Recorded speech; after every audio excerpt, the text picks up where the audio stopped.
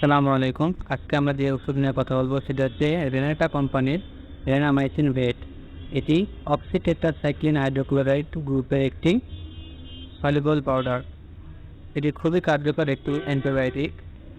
শুধুমাত্র registered veterinary prescription ছাড়া ব্যবহার করা যাবে না।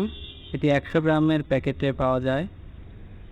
যে যে রোগ হলে মুরগিকে এই ওষুধ খাওয়াবেন তা হলো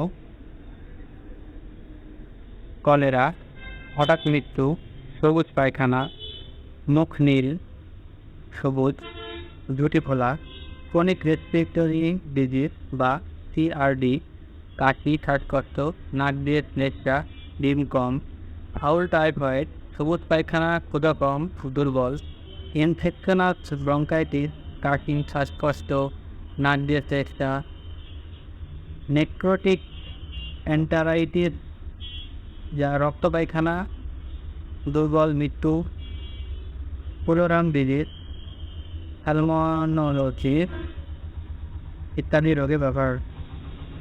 ভিডিওটি দেখার জন্য ধন্যবাদ।